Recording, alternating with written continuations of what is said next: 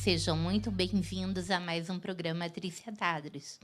A minha entrevistada de hoje é uma pessoa que vem de uma família com raízes muito fortes na educação do Amazonas. Seu nome, Ilsa Maria Honório de Valois Coelho. Tá certo? Certíssimo, Trícia. Querida, muito obrigada pela sua presença. Você sabe o quanto eu estou feliz com a sua presença hoje aqui, o quanto nós temos histórias compartilhadas, né? E a compartilhar com vocês. Como que surgiu o teu amor pelo magistério? Pois é complicado, porque eu não queria ser professora. Filha de quem era? Pois é, exatamente por isso, né? Eu nasci numa família com 6 professoras. Minha mãe e mais 5 irmãs.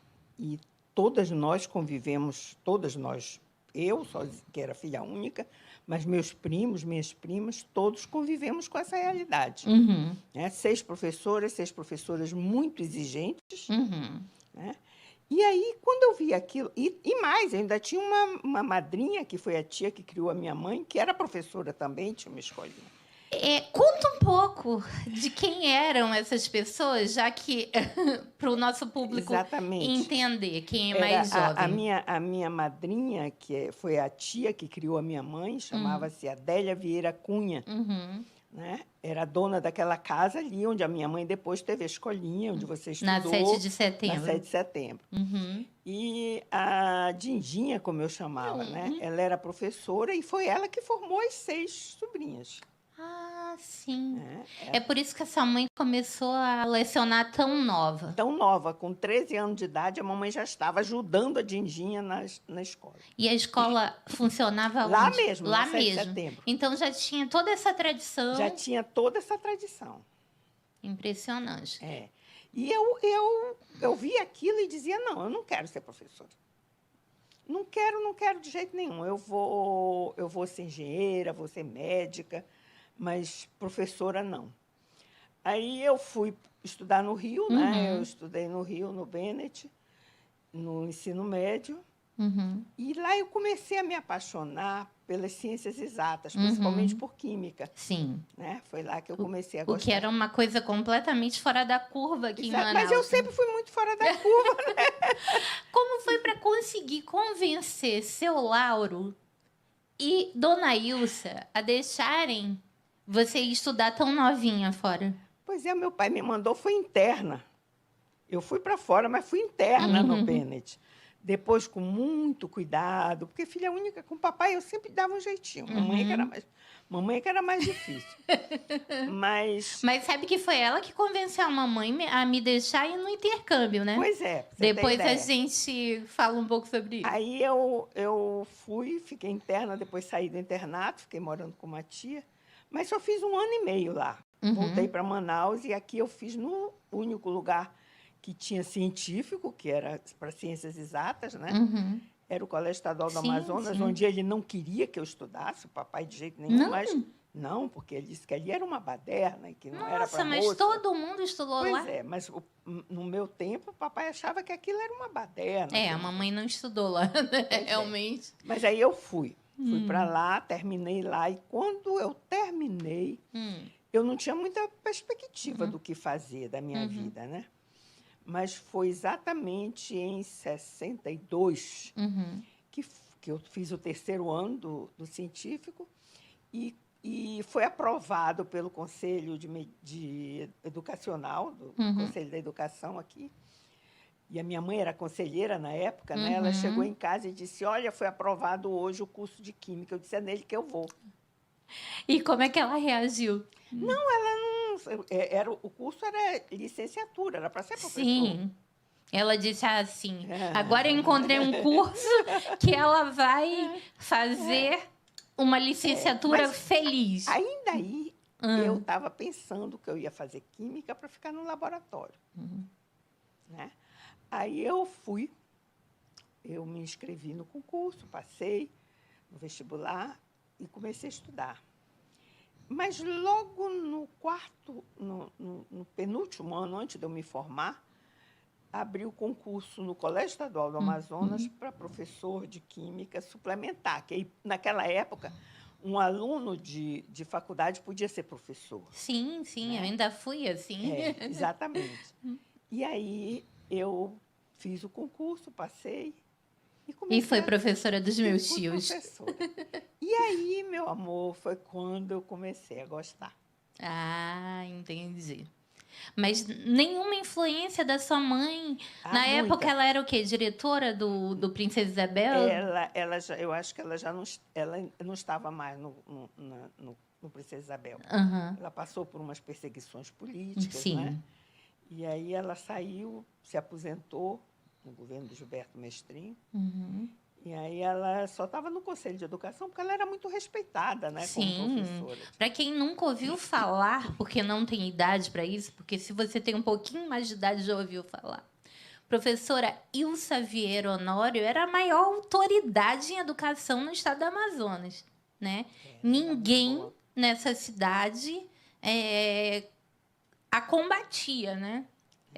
Ela sempre dava a última palavra em educação, né? E o que eu achava mais bacana é que ela ia argumentar com os diretores de escolas e sempre saía ganhando, né? Os alunos dela, se ela achava que o aluno estava certo e o professor tinha corrigido, não tinha corrigido, ela achava que não tinha corrigido com muita coerência, com muita exatidão, ela ia lá na escola conversar com o professor e mostrar por A mais B que o aluno estava certo. E esse aí, eu acho que esse foi o ponto que você herdou dela, não foi? É possível que sim. Eu sempre fui muito brigona, né? Não estou falando em brigona, mas assertiva. Sim, sem dúvida. Né? Sem dúvida. E aí começou a ensinar no colégio estadual e o laboratório foi ficando para onde? Foi ficando para trás. Foi ficando para trás. Depois eu comecei a ter muito filho, né? Muito filho, não. Filhos maravilhosamente bem criados, né? Foram 4. Um juiz, um médico, uma promotora. Uma advogada e engenheira. Olha só. Olha só. Então, aí não deu. Quando a diferença de idade deles era pouca, né? Aí eu saí, pedi exoneração mesmo no colégio. E fui cuidar deles. Tô até imaginando Ilsa Maria só mãe. Não, nunca fui só mãe. Porque dava aula particular, né? Aí eu fiz isso. Para não abandonar a química, que eu gostava, eu criei um cursinho para vestibular.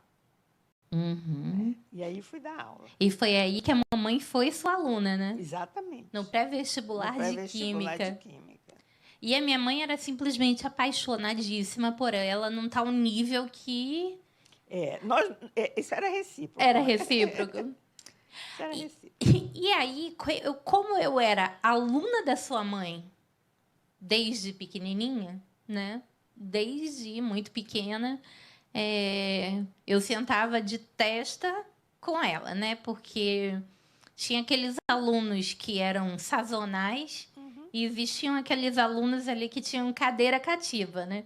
O que era o meu caso. E assim, como eu tinha um amor muito grande por ela, ela era minha inspiração para tudo. Chegou um dia que eu comecei a estudar química e aí eu não sabia para onde ia aquilo.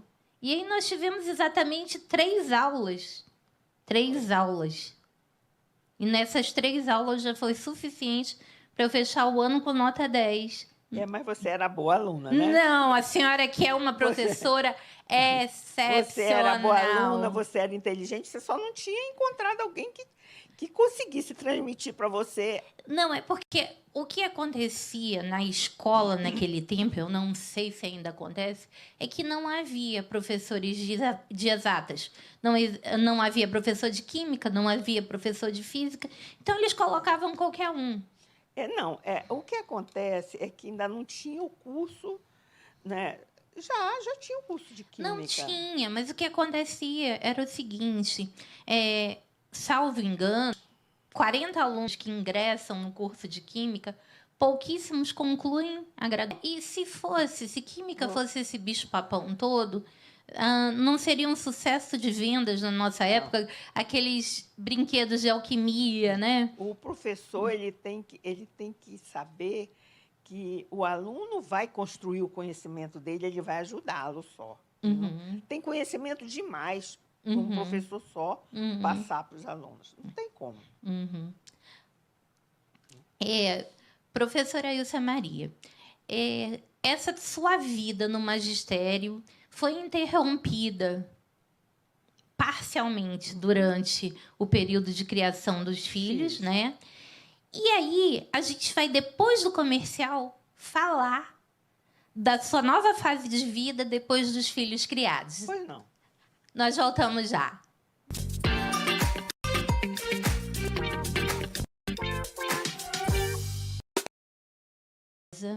Professora Ilsa Maria Honório de Valois Coelho, química, especialista em metodologia do ensino superior e uma das pessoas mais cultas que o Amazonas já produziu. Então, vamos lá. Durante esse seu período sabático, como mãe e uma aula particular, né? Você não perdeu a vontade de voltar fortemente ao magistério, né? Não, Trícia. Eu sempre tive isso na mente. Mas um dia foi na minha casa, casualmente, conversando, o filho do Newton Lins, que é o Newton Júnior, hoje o dono da Universidade Newton, Newton Lins, como é chamado entre os amigos. E o Newton Júnior é muito amigo do meu filho, tinham sido colegas no colégio do Alfredo. E ele em casa comentou que o pai dele ia começar o curso de engenharia na universidade, na época ainda faculdade, né? Newton Lins. E eu disse para ele, eu quero dar aula lá. Olha que legal. Foi assim. Ele disse, tia, você quer? Eu quero. Aí foi assim que a gente iniciou. E eu comecei. Isso, bom, eu tenho que me preparar para ser professora. Nasceu professora. Não. Isso veio do útero. Eu tenho que me preparar. E aí eu fui fazer o curso de especialização. Evidentemente que o magistério superior passou a exigir muito dos professores. Títulos. Né? Então, eu saí da especialização, eu fui fazer o mestrado em Ciências Ambientais e Sustentabilidade da Amazônia. Vamos falar um pouco sobre isso, né? Lá no depois. FAM, no CCA. E depois eu fui fazer o doutorado de volta à Química. Aí eu fui fazer doutorado em Química Analítica, no curso de pós-graduação de Química, da UFAM também. E aproveitei o que eu tinha aprendido no mestrado e fiz a química da atmosfera, a química do ar atmosférico. Vamos já conversar sobre isso, mas eu queria saber um pouquinho mais a respeito de como criou filhos tão inteligentes. Não sei. É isso aí, minha filha. Acho que o Papai do Céu me ajudou. Não acredito nisso. Eu acho que o Papai do Céu me ajudou. Porque, sei lá, também tem o lado do pai, né? O Félix é um homem inteligente. Inteligentíssimo, né? De uma família muito preparada, e eu acho que nós dois nos completamos. E também eu acho que o ensino de base que era oferecido pela sua mãe também fazia com que, a verdade, todos eles estudavam conosco, né? Todos juntos e misturados. Todos 4 fizeram. E o ensino de base faz uma diferença muito grande, né? Faz uma diferença muito grande. E aí depois todos eles conseguiram entrar nos melhores vestibulares, nas melhores faculdades e se formaram pessoas muito capazes, muito competentes, e a maioria das famílias há um ou 2 que se dão bem, né? Dificilmente 4 filhos, todos. Eu tenho muito orgulho deles, muito orgulho mesmo. Eles são muito bons. Mas é uma família de pessoas realmente muito cultas, né? E aí, depois desse seu período na Newton Lins, você começou a lecionar em outras universidades também, né? Eu dei aula em outras universidades, mas eu nunca larguei a Newton Lins. Nunca, né? Eu entrei na Newton Lins em 1999, quer dizer, comecei a dar aula em 2000, e estou lá até agora há 24 anos. Ai, que lindo! Que lindo! E lá na Newton Lins agora ainda é para as engenharias? Tem tudo. A Newton Lins hoje é uma universidade. Mas você ensina ainda para as engenharias ou metodologia do ensino? Eu faço parte do grupo de professores da engenharia ambiental, principalmente, né? Mas eu não estou em sala de aula agora. Agora eu estou coordenando o programa de iniciação científica da Newton Lins. Então, a gente coordena um grupo de alunos, nós damos bolsas de estudo. Olha só. Aqui é uma pessoa que a gente conversa e sempre aparecem novas informações, né? É uma caixinha de surpresas. Mas a produção da iniciação científica é altamente desvalorizada em algumas faculdades, né? E é altamente necessária. Muito necessária. As universidades normalmente têm, né? Mas a gente está falando das universidades públicas, mas a maioria das faculdades privadas que as pessoas... elas não são obrigadas, então, tá? A universidade já é diferente, né? Tem que para ser universidade, ela tem que ter pesquisa. E você aí que está nos assistindo, que não sabe disso, que vai decidir agora qual curso que você vai seguir, qual universidade ou faculdade você vai escolher, as universidades elas precisam ter ensino, pesquisa e extensão. Então, a elas é cobrado muito mais requisitos do que as faculdades. É isso, professora? É isso mesmo. E aí a gente vê que a diferença das universidades é que você entra em contato com a pesquisa, com a iniciação científica, já no próprio curso. Você não precisa, depois de formada, ir atrás de iniciar o mercado de trabalho, né? E é importante que o aluno, porque a iniciação científica ela tem que ser iniciada nos primeiros períodos do curso de graduação. Sim. Né? E ele tem uma vantagem, porque ele conta ponto para o currículo, né? E inclusive, nós temos lá na Newton Lins um grupo muito maior de alunos da medicina fazendo iniciação científica, porque o certificado da iniciação científica conta muitos pontos para o exame de residência. Agora, ainda existe bolsa para iniciação científica? Tem. Nós temos bolsas. A Newton Lins fornece, da instituição mesmo, 22 bolsas. As 22 mais... as maiores notas, né? As 22 maiores notas ganham bolsa. Os outros ficam como voluntários, ganham só certificado. Mas nós temos também um trabalho com a FAPEAM, e nós temos algumas bolsas da FAPEAM também. Olha só, presta bastante atenção. Você que vai ingressar, né, numa universidade, as universidades podem te oferecer bolsas, né, bolsas de estudo.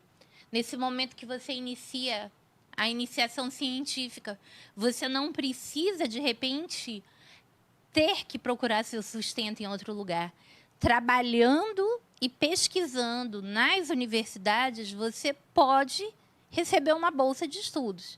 E você pode se dedicar integralmente ao seu estudo, né? A bolsa de estudos da instituição, ela ajuda no pagamento da mensalidade do curso. Então, já fica mais ou menos livre disso.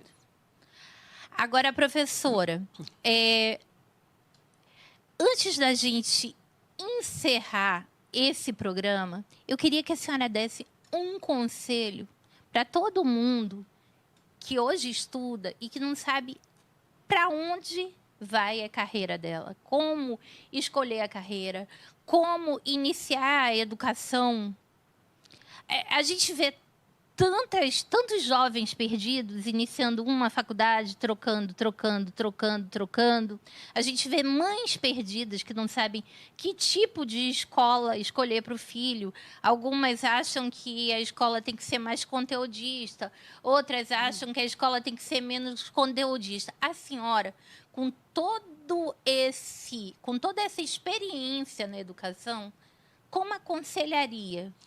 Olha, Trícia, eu tenho um ditado que é muito comum, que diz que o aluno aprende com o professor, sem o professor e apesar do professor. Ah, é? É.